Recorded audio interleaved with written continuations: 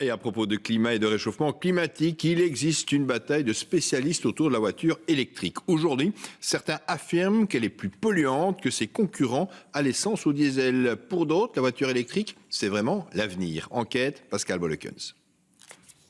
Il y a 5 ans, Bruno et son épouse décident de passer le pas.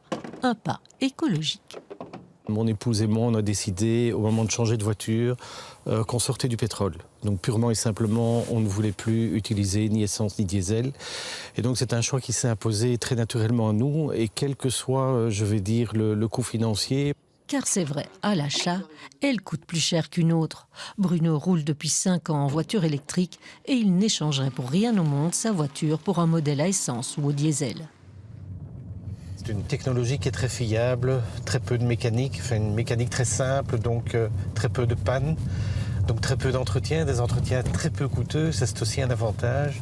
Cet expert qui a travaillé dans l'automobile pendant plus de 40 ans n'est pas d'accord. La voiture électrique est parfois plus polluante que sa concurrente équipée d'un moteur thermique.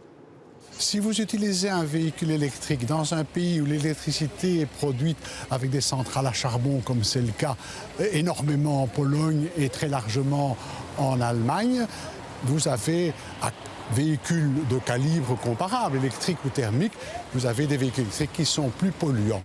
Le véhicule électrique plus polluant en CO2 dans certains pays en fonction de leur production d'électricité. Dans ce laboratoire de thermodynamique, on va démêler le vrai du faux.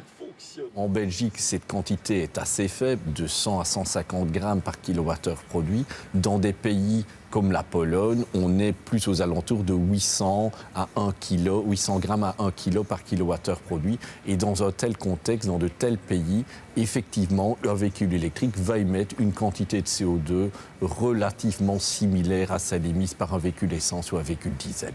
Et d'ajouter que chez nous, un véhicule électrique émet en tout 4 fois moins de CO2 qu'un thermique. Autre affirmation des détracteurs, l'électrique produirait des particules fines. Tous les véhicules, quel que soit leur type de moteur, font des particules fines par l'usure des pneus, l'usure des plaquettes de frein et l'usure du revêtement. Le véhicule électrique émettra toujours un peu moins de particules fines qu'un véhicule à essence ou diesel. Pourquoi ? Parce qu'il n'émettra pas, en transformant l'électricité en un couple mécanique, il n'émet bien entendu pas de particules fines, alors qu'en transformant l'essence en un couple mécanique, vous émettez des particules fines. Reste la production des batteries et la présence de métaux rares dont l'extraction peut poser problème.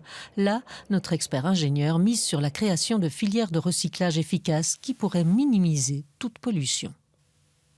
Au moins, il n'y a pas photo, c'est le véhicule électrique qui est le grand gagnant de ce combat écologique entre le véhicule classique thermique et le véhicule électrique. Écologique ou pas, en attendant, le véhicule électrique ne représentait en 2018 que 0,2% des voitures en Belgique.